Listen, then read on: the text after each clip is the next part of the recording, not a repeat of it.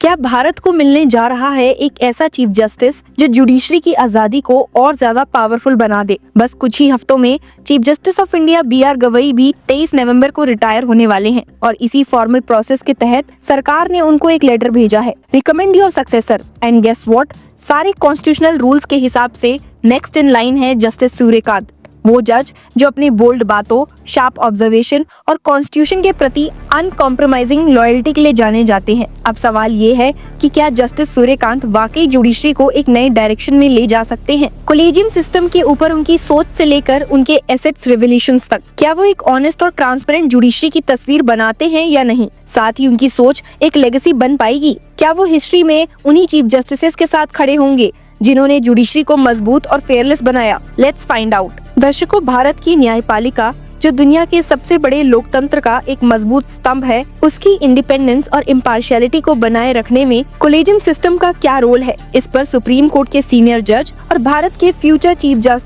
Justice Suryakant ने एक बहुत ही इम्पोर्टेंट बयान दिया है। जस्टिस सूर्यकांत जो 24 नवंबर 2025 को भारत के चीफ जस्टिस के रूप में ओथ लेंगे और उनका टेन्योर फरवरी 2026 तक रहेगा, उन्होंने हाल ही में अपने एड्रेस में कोलेजियम को लेकर कुछ ऐसी बात बोली जिसने स्पार्क्स इग्नाइट कर दिए। क्रिटिसिज्म से घिरे रहने वाला कोलेजियम सिस्टम अब जस्टिस सूर्यकांत का सपोर्ट फील कर रहा है। जी हाँ, श्रीलंका की सुप्रीम कोर्ट में the living constitution, how the Indian judiciary shapes and protects constitutionalism topic पर दिए गए लेक्चर में उन्होंने कहा, Bharat is a shining example of the implementation of the doctrine of separation of powers. A prime example of this is the judiciary's authority over appointments to the Supreme Court and High Courts.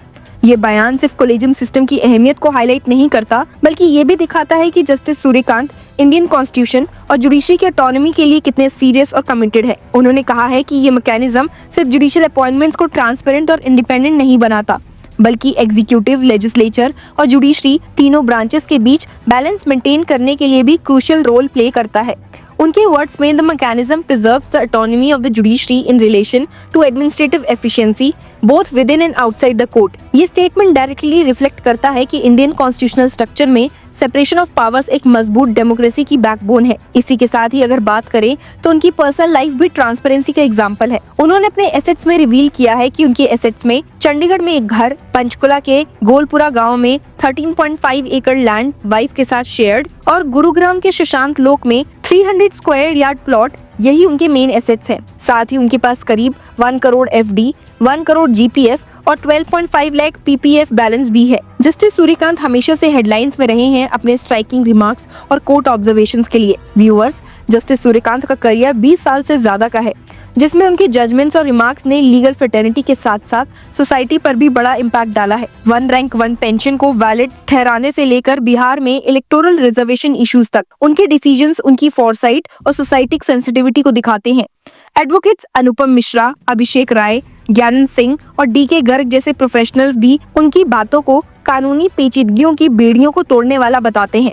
Advocate Anupam Mishra ने एक example share करते हुए कहा, during a recent hearing justice Suryakant said, reservation has become like a railway, once people board the compartment they don't let others in, it was a swipe at both reservation practices and the state of railways. Advocate Gyanand Singh ने कहा, justice Suryakant once remarked that the fees of good lawyers are so high that common citizens cannot afford justice. This is not a small thing. He understands the struggle of ordinary people to access justice. Justice Kant की commentary सिर्फ legal points तक limited नहीं होती, वो सामाजिक मुद्दों पर भी इक्वली शार्प व्यूज रखते हैं। एक केस में यूएन एजेंसी के रिफ्यूजी कार्ड्स पर उन्होंने कमेंट किया कि यहाँ तो जैसे शोरूम खुल रहा है और सर्टिफिकेट्स बनते जा रहे हैं। महाराष्ट्र के OBC reservation local elections case में उन्होंने कहा था, reservation in this country has become like a railway, those who have entered the compartment do not want to let others in. SCLSC यानी कि supreme court legal services committee के under उनकी leadership में loud speakers announcement, prisoner से direct conversation और pamphlet distribution जैसे innovative steps लिए गए, जिससे लोगों को लीगल एड तक पहुंच मिला। सिर्फ 2 महीने में SCLSC को 2000 प्लस क्रिमिनल अपील्स मिली,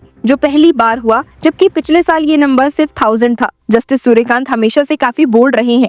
एक हियरिंग में उन्होंने कहा था, हमने न्याय के मंदिर तो बना दिए, पर उसके दरवाजे बहुत संकड़े हैं। ये कमेंट जुडिशियल एक्सेस की रियल प्रॉब्लम को रिफ्लेक्ट करता है। एक और रिमार्क में उन्होंने कहा था, does anyone understand the position of जजेस? How many hours we work and how many hours we sleep? High court जजेस के परफॉर्मेंस पर उनका कहना है that those who lack dedication, I request them before sleeping at night ask yourself how much public money is being spent on me and whether I am giving it back to society. AMU minority status case पर reconsideration खोलने वाली 7 जज bench में भी वो शामिल थे।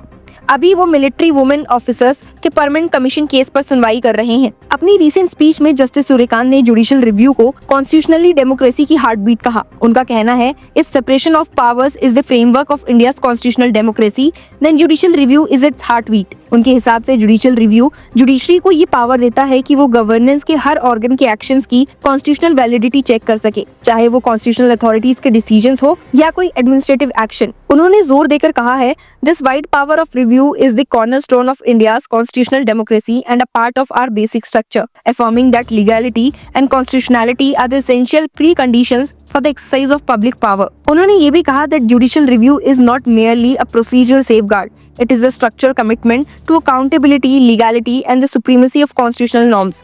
उनकी ये बात आम सिटीजन्स के लिए ये एश्योरेंस देती है कि उनकी जुडिशरी उनके राइट्स की रक्षा के लिए हमेशा रेडी है। जस्टिस सूर्यकांत जो likely chief justice of India बनने के सक्सेसर हैं, इस रोल के लिए वेल्थ ऑफ एक्सपीरियंस लाते हैं। 10 फरवरी 1962 को हिसार हरियाणा में बॉर्न, उन्होंने government post graduate college Hisar से 1981 में ग्रेजुएशन कंप्लीट किया। फिर 1984 में महर्षि दयानंद यूनिवर्सिटी रोहतक से LLB और 2011 में कुरुक्षेत्र यूनिवर्सिटी से LLM किया।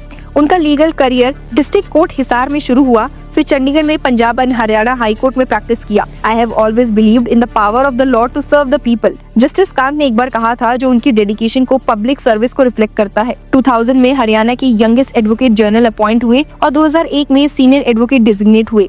उन्होंने रैपिडली रैंक्स में राइज किया। 2004 में Punjab and Haryana high court के परमानेंट जज के रूप में एलिवेशन, फिर 2018 में हिमाचल प्रदेश हाई कोर्ट के चीफ जस्टिस के रूप में टेन्योर ने उनकी जुडिशियल पावर शोकेस किए हैं। 2019 में सुप्रीम कोर्ट कोलेजियम ने उनको एपेक्स कोर्ट के लिए रिकमेंड किया, जो उनके इम्पेकेबल रिकॉर्ड का टेस्टामेंट है। जब देश 53rd चीफ जस्टिस के अनाउंसमेंट का इंतजार कर रहा है, देश सिर्फ एक नाम पर टिका हुआ है और उसकी चर्चा जोरों शोरों से है। उसी बीच हम जस्टिस सूर्यकांत को भी देख सकते हैं ओपनली अपने विजन को रिफ्लेक्ट करते हुए through his statements and observation. Justice Suryakant का जर्नी एक इंस्पिरेशन है। उनके बोल्ड रिमार्क्स, सोशल अवेयरनेस और जुडिशरी की इंडिपेंडेंस के प्रति उनका कमिटमेंट उनको एक एक्सेप्शनल जज बनाता है। उन्होंने कहा, judicial independence allows the judiciary to shape democratic imagination and act as the architect of democratic life. तो वो सिर्फ लॉ के प्रोटेक्टर नहीं, बल्कि सोसाइटी के फ्यूचर के आर्किटेक्ट भी हैं। तो क्या वो एक excellent chief justice of India की लेगेसी को कंटिन्यू कर पाएंगे? आपको क्या लगता है? Share your views and keep commenting.